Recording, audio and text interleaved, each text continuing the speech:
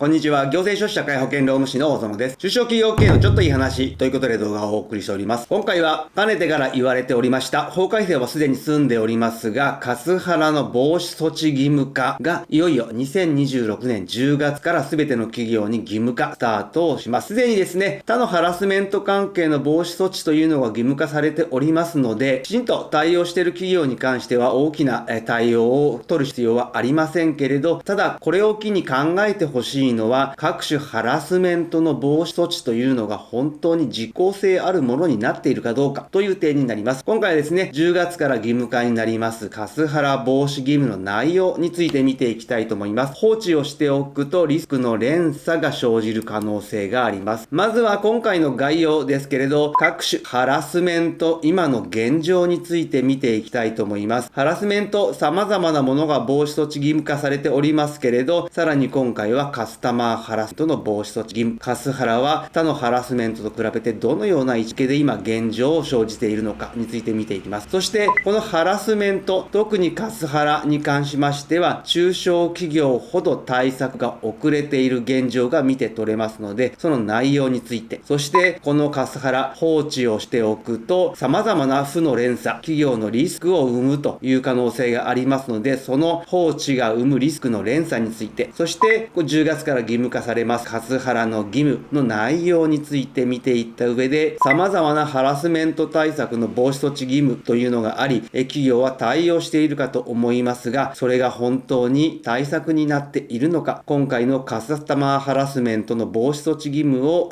機に考えてほしいと思います。まずは各種ハラスメントの現状ですけれど、過去3年間に相談があった件数としてはですね、パワーハラスメントがやはり圧倒的に多く全体の64% を占めているという状況になっております。ただ、カスタマーハラスメントも約3割生じており、徐々に割合が増えてきているという現状があります。そしてですね、これ企業側のデータですけれど、労働者側でいきますと、やはりですね、過去3年間にパワハラ、カスハラ、セクハラ経験をしているかと、パワーハラスメントに関しては2割の人が経験をしている。カスタマーハラスメントは1割の人が経験をしているということで、そのうちですね、パワハラに関しては約 15%、カスタマーハラスメントに関しては 4% から 5% ほどの人がそれを原因として退職をしているというデータがありますので、やはり人手不足の中、こういったパワーハラスメント、カスタマーハラスメントを原因に退職してしまうのはもったいないかと思います。では、このカスタマーハラスメントで目立つポイントですけれど、まずは接客業で多いのが特徴になります。生活関連、小売、飲食、宿泊といったところですね、顧客との接点が多いほど発生確率が上がることが分かっています。また、このハラスメント、就業環境への影響ですけれど、やはり不満不安を抱える人が約 63%、また意欲の低下を生じてしまうのが 46% ほどで、やはりメンタル不調、離職、サービスの低下につながりかねない状況では、こういったカスタマーハラスメントに対してどのような対応をするのかというと、3割から4割の人が上司に相談ですが、同じぐらいの割合で何もしないという人が 35% いるという状況になっています。やはり窓口と初動のルールがないとなかなか表面化していかないという現状が見て取れるかと思います。ではですね、こういったカスタマーハラスメントに関してどのような対応をとっているかというと、全体の企業別の実施割合でいくと 64% ほどではありますけれど、99人以下の企業では 57.5% と非常に低くなっているという状況。対策はですね、全体としてはまだ途上と言えるかと思います。ただ、未実施の企業も全体では3割ほどいるという状況になっているので、このあたりはですね、10月からの改正に合わせて対応が必要という形になります。で、未実施が多い企業ですけれど、どのような対応が未実施かというと、やはりパワハラ、セクハラ、妊娠育児に関してはすでに義務化されていますので、このあたりは低いと言えますけれど、やはりカスハラに関しては 30%、また今回の10月からの改正に合わせて入ってきますけれど、就活セクハラ、こちらに関しましても対応が必要になってきますので、ここも未対応の企業が多いという状況。こういった中でですね、カスタマーハラスメントも含めて企業が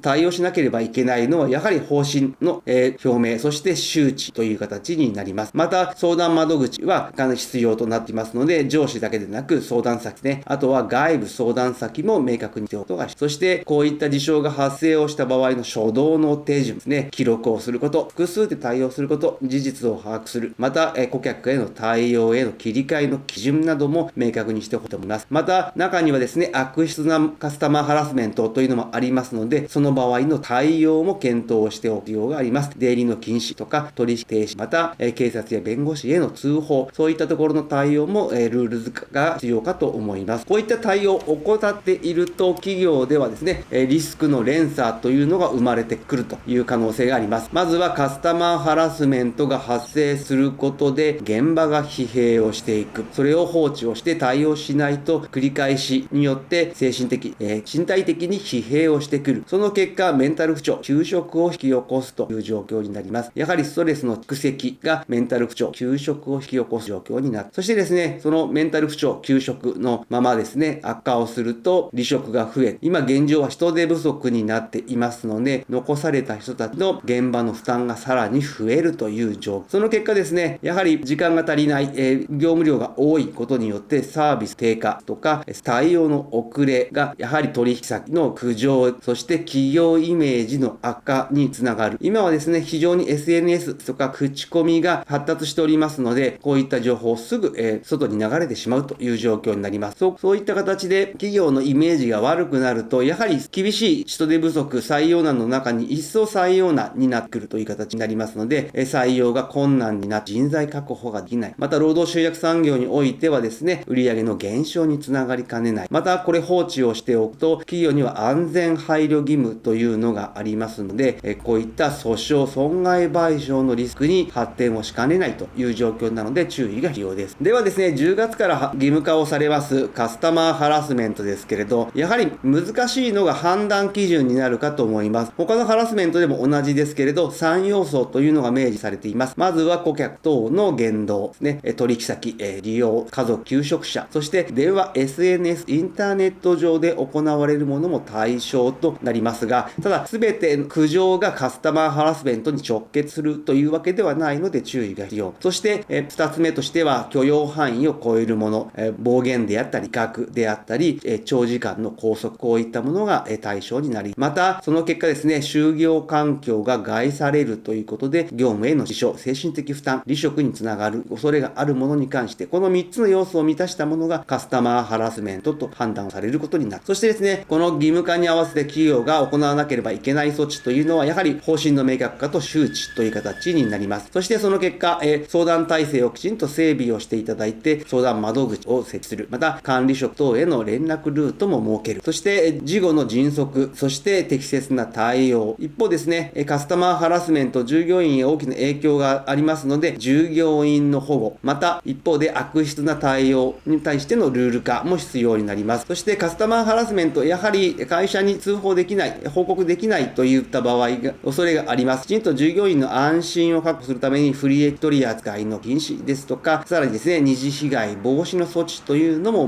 設けてほしいと思います。こちらはですね、もうすでに2025年6月に改正労働施策総合推進法改正になりまして、いよいよ10月から防止措置義務のスタートという形になります。そしてさらにですね、すでにカスタマーハラスメントだけではなく、他のハラスメントは防止対策というのが義務化されております。特にパワーハラスメントですけれど、こちらは2020年、および中小企業では2022年から義務化になっておりますが、この統計データを見ると、令和4年、5年、6年とパワーハラスメントに関する相談件数というのが減っていない。一方、もちろん義務化されているので、防止措置義務というのはもう 90% 以上の会社で対策をしている方針を作りました。相談窓口を置きました。研修も実施をしました。問題が起きたら個別に対応していますというきちんと形式的な対応はしていますが、やはりですね、相談件数は減らないというところで、その原因としてはパワーハラスメントとしての線引きの不理解ですね、理解不足というのが挙げられます。また相談体制への不信感というのもありますので、きちんとこのあたりですね、相談件数が減るような実効性ある体制にしてほしいと思います。各種ハラスメントの防止措置義務、実効性あるもものとするために、やはり衛生管理者、